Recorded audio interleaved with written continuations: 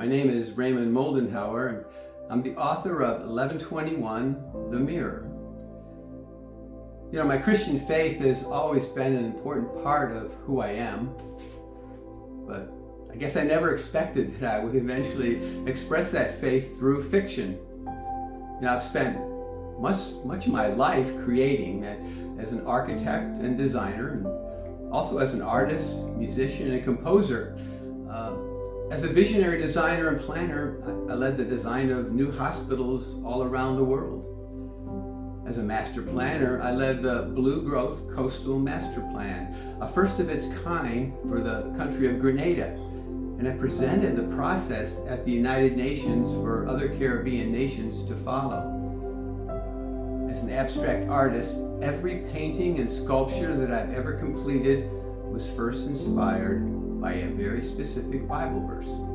You know, my studio gallery and every national exhibition that my work was in gave me another opportunity to meet people and speak about the majesty of God and His plan of salvation. As a singer and musician, I have served as a worship leader. And as a composer, I have written over 40 Christian songs. Many of those are recorded for my YouTube channel called A New Day, as well as on my Instagram site. Now, I pray before each posting that God would direct that social media outlet to the person that He would like to speak to through my songs.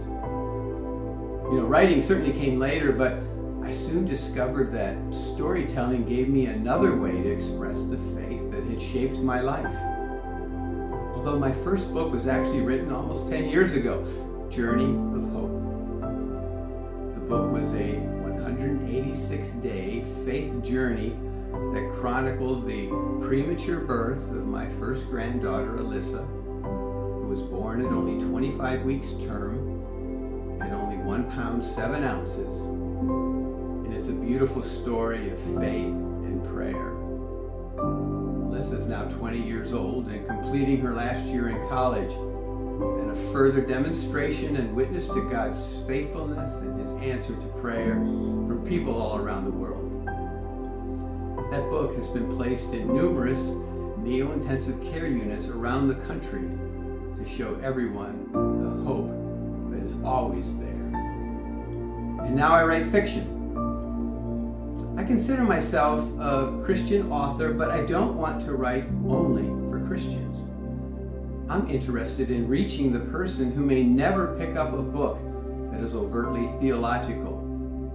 And I'm particularly drawn to allegory because it allows readers to encounter spiritual questions through story rather than simply being told what to believe. Like the parables in the Bible, a story can plant an idea and then allow the reader to wrestle with its meaning. Through allegory and mystery, I hope to invite readers into questions about creation, purpose, and faith, and ultimately about God, while still giving them a story they want to keep reading. 1121, The Mirror is a Christian allegory told through a mystery-driven speculative story. Beneath the mystery, the book explores creation, choice, memory, attention, and the relationship between humanity and its creator. You know, it follows an ordinary man named Ray who begins experiencing things he cannot easily explain. A mysterious number, 1121. An encounter with a figure of light. An encounter with his opposite self. And ancestors from the past. Ultimately, the journey goes beyond the world that he knows, and it leads him to question what is really true. So the central question within 1121, The Mirror, what if there is more to reality than what we can see? And what happens when we finally begin to pay attention and to notice? My inspiration for the book, 1121, The Mirror, actually grew from elements of my own life. The inspiration is very personal. The story is fiction, but its roots are connected to real events family memories, and experiences from my own life. The number 1121, November 21, my birthday, had appeared at significant moments in my family's history, particularly surrounding the deaths of people close to me. Over time, I began thinking about those connections and asking myself, what if there were something more behind them? That question became the doorway into this story. My background as an architect and an artist, I'm sure influenced the way I imagine the world within the book. I tend to think visually in light, space, structure, reflection. And those ideas became part of the mirror realm. But as I wrote, I realized the story was becoming something deeper. It became a way for me to explore questions I've carried throughout my Christian life about creation and free will and faith, and how God is present even when we don't recognize Him. So the story certainly developed into something greater than I originally anticipated. My greatest hope is that the book will ultimately reach many people and cause them to really think about God. A Christian reader may recognize some of the allegory immediately as he reads the book. Another reader may simply enjoy the mystery and the journey. And someone who has never really considered Christianity may begin asking questions they hadn't asked before. I deliberately chose not to reveal everything at once. I want the spiritual message to unfold gradually across the trilogy. My hope is that the reader who might never choose a traditional Christian book will enter through the story and perhaps discover something deeper along the way. If 1121 The Mirror causes someone to think about creation, purpose, or whether God might be closer than they realized, then the book has accomplished something important.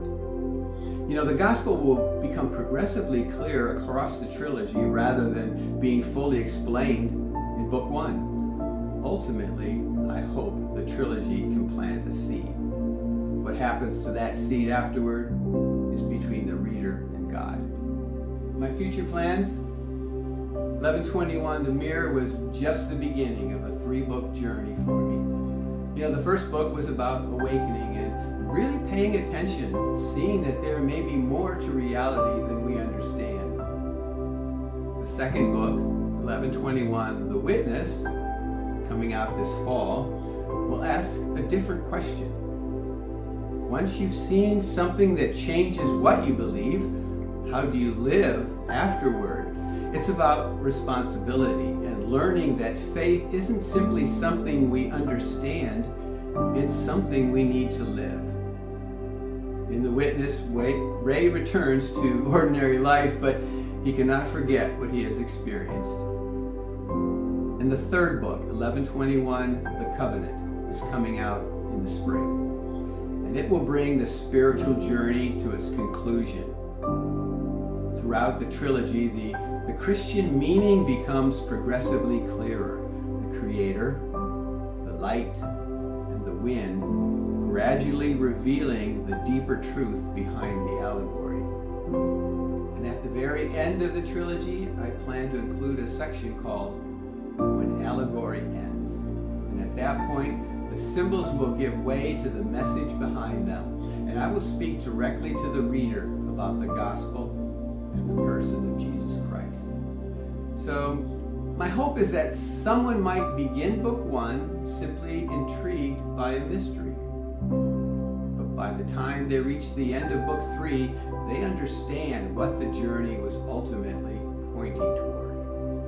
In some way, it's like the biblical mysteries of the Old Testament that have always pointed to Jesus Christ as the only way. So I write Christian allegory not only for those who already believe, but for those who may still be searching. I've been encouraged by so many people that have read and loved 1121 The Mirror. I get asked all the time if any of the events really happened. And, it's what I set out to do, to merge fact with fiction and keep the story entertaining and real. And certainly winning the Christlit Book Award on my first book will keep me going to complete the trilogy as hopefully an exceptional Christian allegory. Where did I first hear of the Good News Bookshop Center? It was certainly through Instagram. As I was publishing the book and beginning to understand kind of what I needed to do next, the Good News Bookshop Instagrams kept coming there, and while I've had my books placed in a number of Christian bookstores and Barnes and Noble, the thought of having it placed in a bookshop in England was intriguing to me, and I'm grateful that the bookshop is carrying my book. So I'm excited about this journey. I've enjoyed it so far. I'm looking forward to every day and completing the books, and I hope other readers will find it a good story.